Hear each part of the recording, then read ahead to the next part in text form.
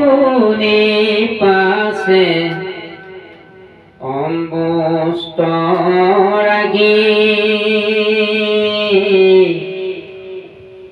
কুম্পিল হস্তিক কৃষ্ণক লাগি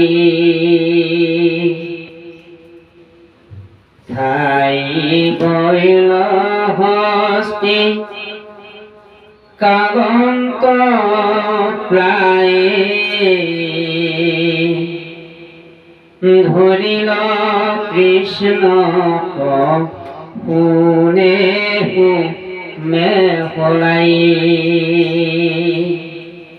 কিন্তু তাৰ আগত কি কৰিলে কৃষ্ণক হাতী এটাই দেখা পাই সন্মুখলৈ আহিলে হাতীটো সন্মুখলৈ আহি কৃষ্ণৰ গা শুইবলৈ ধৰিলে আকৌ বলৰামৰ গাও শুইবলৈ ধৰিলে কি আচৰিত এই হাতীটোৱে কিয় বাৰু এনেকৈ শুইবলৈ ধৰিলে আৰু কৃষ্ণই আচলতে গমে পাইছিল যে দাপৰ যুগত কৃষ্ণ হৈ ৰূপ ল'বলগীয়া হ'ল আৰু দাপৰ যুগতে কৃষ্ণই সকলো ভক্তৰ মনোবাঞ্ছা পূৰ্ণ কৰিবৰ কাৰণে কথাবিলাক ৰাখিবৰ কাৰণে কৃষ্ণ ৰূপে জন্মগ্ৰহণ কৰিবলগীয়া হ'ল আচলতে ত্ৰেতা যুগত এই কথাটো দিছিলে যে হাতীক কেনেকৈ তাৰমানে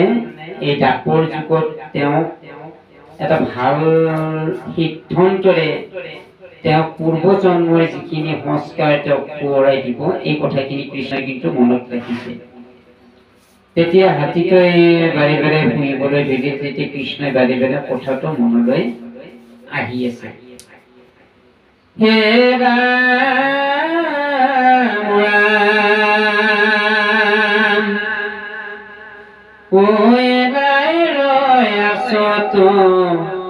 কৰিয়াই উঠি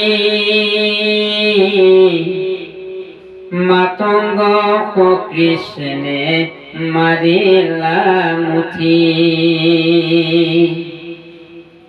ভৰিৰ মাজত লুকাইল তাৰ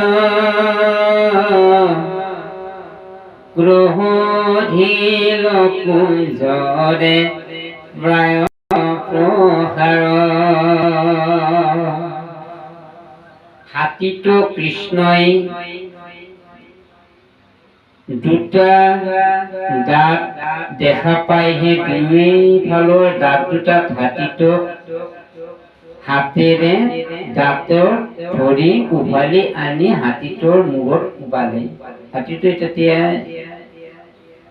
নিজৰ যিখিনি আগৰ পূৰ্বজন্মৰ সেই কথাখিনি তেওঁ কৃষ্ণই হাতীটোক সোঁৱৰাবলৈ মনত কৰাই দিলে আকৌ তাৰে পিছতে কি কৰিলে মল্লবীৰৰ যিখিনি যুদ্ধ এই যুদ্ধখনত যাবৰ কাৰণে যেতিয়া মল্লবীৰে আগুৱাই আহিল এই হাতীৰ পৰিস্থিতিটো দেখা পাই মল্লবীৰ সকলে ওচৰলৈকে আহি কিন্তু কৃষ্ণই আৰে আৰে লুকাব ধৰিলে দেখিছে তেওঁলোকৰ ভয়ানক ৰূপ হ'ব পাৰে গতিকে মই অকণমান আঁতৰি থকাই ভাল কৃষ্ণই কি কৰিলে এই কৃষ্ণই বাৰে বাৰে বাট ভেটি ধৰাৰ ক্ষেত্ৰত দেখা পাই কৃষ্ণই তেওঁলোকক ধৰিবৰ বাধ্য হয় মল্লবীৰ সকলক কিন্তু প্ৰথম অৱস্থাত ধৰা নাছিলে মল্লবীৰ সকলে প্ৰথম অৱস্থাত কৃষ্ণক আক্ৰমণ কৰিছিলে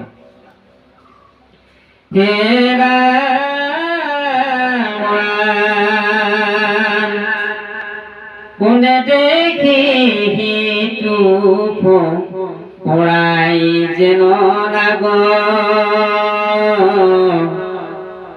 ভুঙ্গি ভুঙ্গি পাইল কৃষ্ণ কলাগ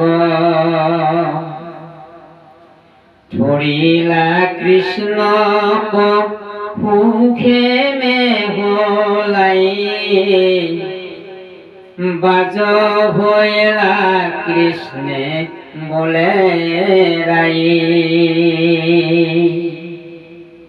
কৃষ্ণৰ গান আৰু কৃষ্ণৰ বৰণ আৰু কৃষ্ণৰ মনৰ যিখিনি ৰূপ দেখিলে কৃষ্ণক আক্ৰমণ কৰা বাৰে বাৰে কৃষ্ণই এৰি দিবলৈ ধৰিলে আৰু কৃষ্ণক বাৰে বাৰে তেওঁলোকে বিচাৰি বিচাৰি আকৌ কৃষ্ণকে ধৰে।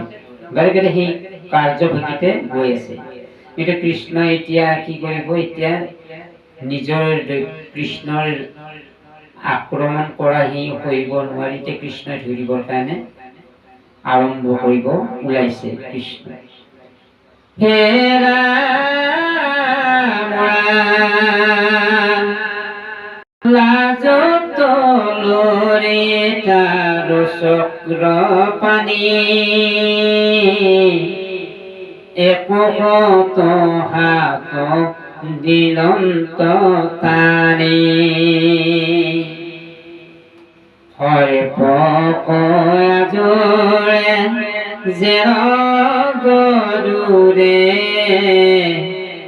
কৃষ্ণক ধৰিবে চাহে সুখে।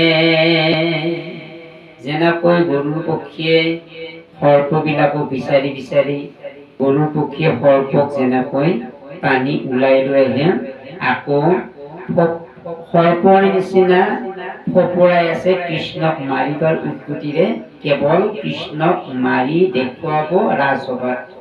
এই তেওঁলোকো লজ্জিত হৈছে, কেৱল লাজ পাইছে, ইমান খং ৰাগেৰে কেৱল কৃষ্ণক মাৰি দেখুৱাব এই মল্লবীৰ সকলে। এই কথাখিনি কিন্তু কি কৰিছে, কৃষ্ণই বাৰে বাৰে তেওঁলোকৰ খেলা ধূলাৰ নিচিনা তেওঁলোকে লীলা কৰি আছে। আকৌ একেলগে মাৰিব খোজা নাই কৃষ্ণই, লাহে লাহে বধ কৰিব, লাহে লাহে মাৰিব, কিন্তু কেৱল সিহঁতৰ লগত নৃত্য কৰি আছে কৃষ্ণই। হে ৰাম ৰাম ইকাঠি হিকাঠি কৰন্তে যাই টানিনেন্ত কৃষ্ণে ভুৱে এৰাই নপাৰে ধৰিতে সিটো কৃষ্ণক যেন দামুৰি কতনে বালুক।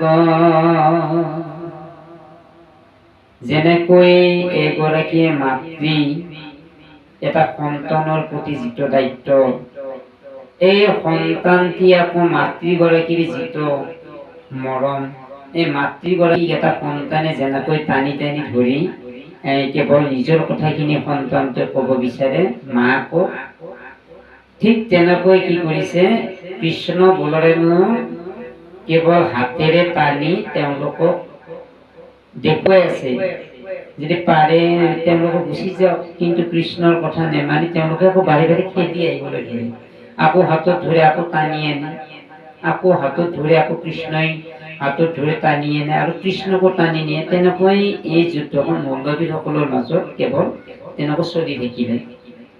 ঠিক কেৱল এই ৰাজসভাৰ যিখিনি পাৰিষদে চাই আছিল, তেওঁলোকো হতভম্ব চাই থাকিল যে কৃষ্ণইটো কেৱল যেনেকৈ লাগিব আহিছে এই মল্লবীৰসকলে বহুত ডাঙৰ দীঘল, বহুত ওখ পাখ আৰু শক্তিশালী পুৰুষ, কিন্তু কৃষ্ণ হল নাপাব।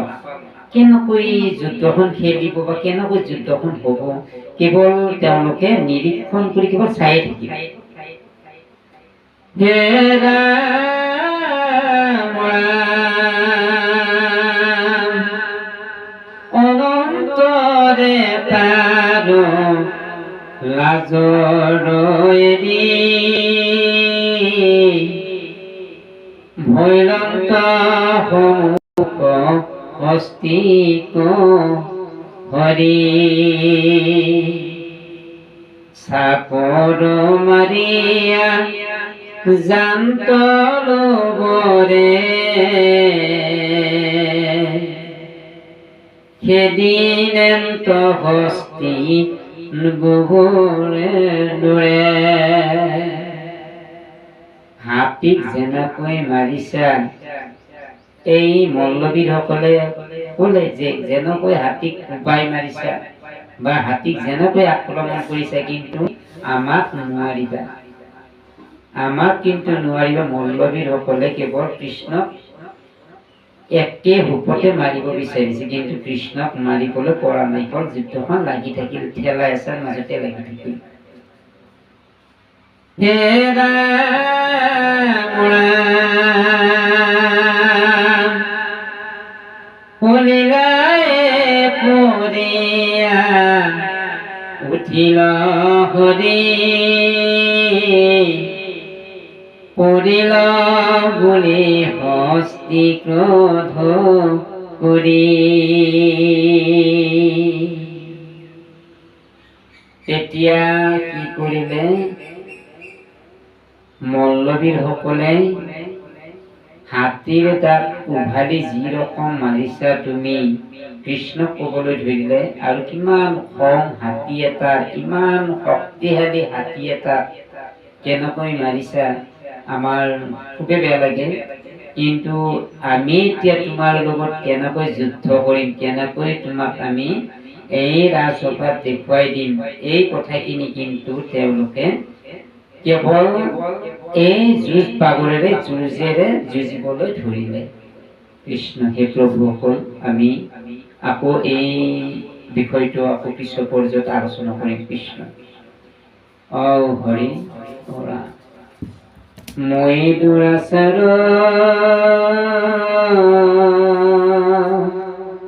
কেৱলে তোমাৰ পৰা ধিনাৰাই